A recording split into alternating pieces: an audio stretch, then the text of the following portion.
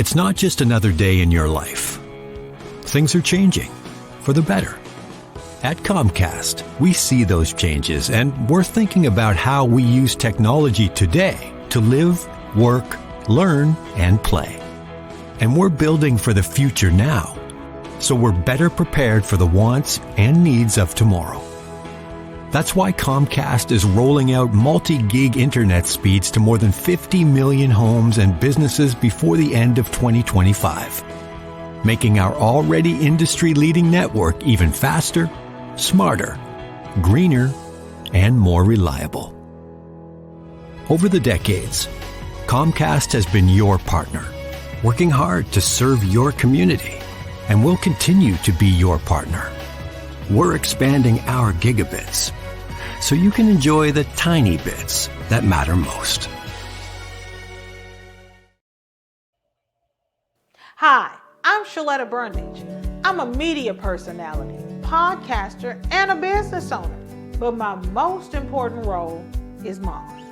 3 of my beautiful kids have been diagnosed with autism spectrum disorder. When I didn't know who to trust or where to turn, I found ACRA. ACRA provides home care services to families all over Minnesota. The care is not one size fits all. They know each one of my kids is unique. They listen to what resources we needed and what's best for our family. I've seen my kids grow and thrive with ACRA's in-home care. While autism is the most common diagnosis among ACRA clients, ACRA offers personalized in-home care services for people with disabilities, chronic illnesses, behavioral diagnosis, and mental illness. They work with children, adolescents, and older folks too. Find out more about ACRA at their website, acrahomecare.org. ACRA helps me provide my kids with a better quality of life. They can do it for your family too. Want your boss to put some real action behind the rhetoric when they talk about making your workplace more inclusive? Find out how to hold their feet to the fire and demand diversity on the Diversity Dude podcast. Hello there, and welcome to the Diversity Dude podcast. I'm your host, Lambert Fisher, marriage and family therapist, award-winning author, and national speaker on the topic of multicultural awareness and diversity.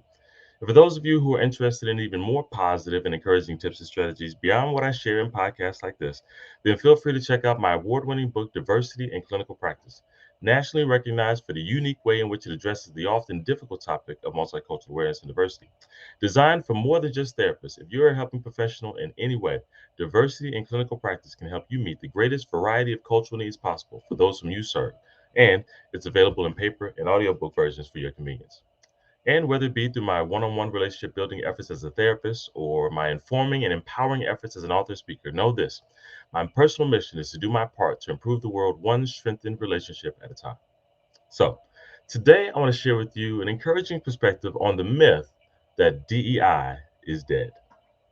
In a recent podcast, I discussed the growing phenomenon of diversity fatigue, where I addressed not only the reality of diversity leadership positions being threatened, but also a healthy response to decreased intense focus on diversity that has impacted so many. If you've seen this trend in your workplace as well, or if you worry about how to reduce this impact on you, then I recommend that after this, you go back and listen to that podcast message as well. Today, though, I'm inspired to elaborate further on that similar idea following a recent declaration by Virginia's governor-appointed Chief Diversity Officer, Martin D. Brown, as he expressed during a speech given at a mandatory Virginia Military Institute assembly, where he proclaimed that DEI is dead. In case you're not familiar with the acronym, DEI stands for Diversity, Equity, and Inclusion. And according to Mr. Brown, whose position is Chief Diversity Officer, he declared that DEI is dead. In his elaboration, he cited many complaints that people have had about DEI and the negative impact that it has had in many workplace environments.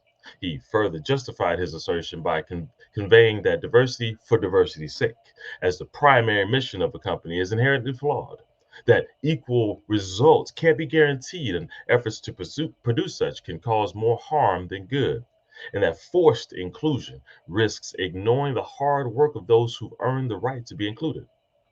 Now, these sentiments don't originate with him, and many share these conclusions. You may even share these thoughts or know someone who does.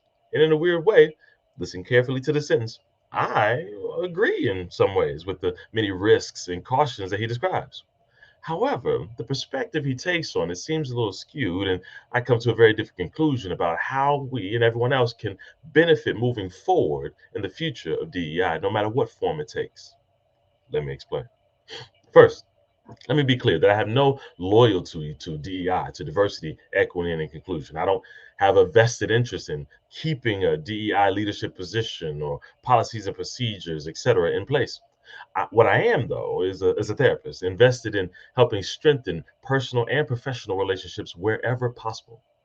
I remind you of this because it explains my belief that while DEI positions, titles, roles, and company funded initiatives may or may not be impacted moving forward, dare I say die, but DEI, diversity, equity, and inclusion cannot die if we are to continue to grow as a society.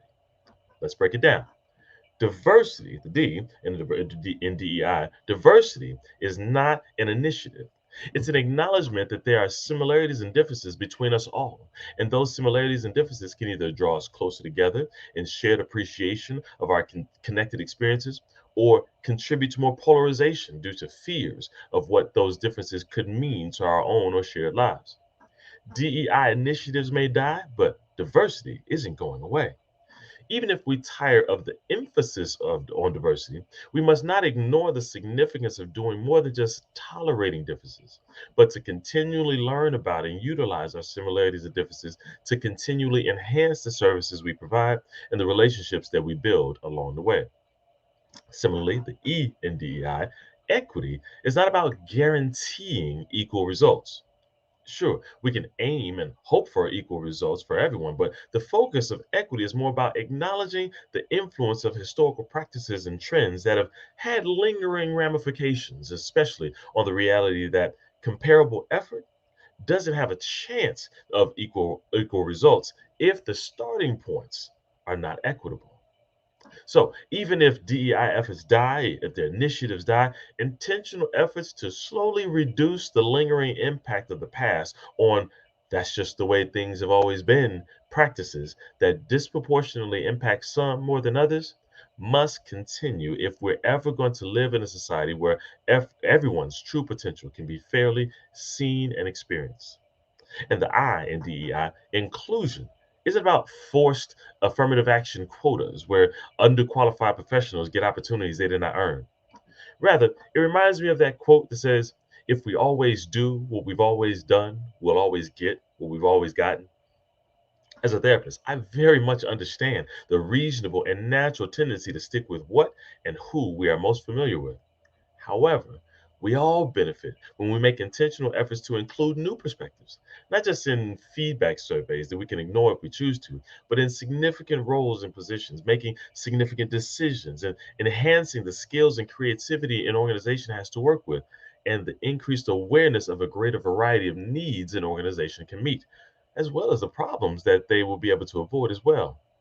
I know a handful of organizations that have gotten in trouble in the news in recent years when they promote a new product that was later considered to be culturally offensive. And it sent a message to me that there was likely a well intentioned lack of inclusion in that environment. I often found myself thinking, if you had just one person from a different cultural background in the room where decisions get made, that they could have brought a unique perspective that would have led to knowing that different things are interpreted and understood by different people, and that could have saved that company from a PR nightmare. DEI initiatives may die, but the need and value for making intentional efforts to include diverse voices and contributions will remain necessary. DEI isn't a charity initiative that can be considered expendable. It's just a convenient acronym that symbolizes intentional efforts to make everyone, no matter how similar or different, feel seen, heard, understood, and valued inside the organization, from bottom to top, and outside into the broader community as well. My hope for you is that whether you're in an environment with intentional DEI initiatives, or if diversity fatigue has resulted in you being the only one in your organization who still cares, that you'll be able to find ways to even indirectly maintain a value for healthy diversity appreciation, intentional equity efforts, and the inclusion of a greater variety of perspectives and life experiences, not just for you, or certain cultural groups, but for the betterment of everyone in the organization and far beyond. And with that, I'll say thanks again for listening to the Diversity Do podcast. If you have any pressing diversity related questions that you'd like me to address in an upcoming podcast, or if your organization is in need of a shame free or empowering guest speaker or training on this often sensitive topic, then feel free to reach out to me directly at www.diversitymadesimple.com. And if you know of anyone else who could benefit from a positive and encouraging perspective on this often sensitive and difficult topic of diversity, feel free to send them a link to this podcast so they can be encouraged as well, or share with them my award-winning book, Diversity in Clinical Practice, available at Amazon.com. And as usual, I look forward to addressing as many topics as possible in future podcasts to help you improve as many relationships as possible at work, at home, and in your community. And as always, remember this: you don't need to know everything about everyone in order to have a positive impact on someone. Thank you all for tuning in, and have a great day. Tune in each week and find out how to demand and implement diversity at your job. To hear more, check out previous Diversity Dude shows on ShalettaMakesMeLaugh.com. Well, this is awkward.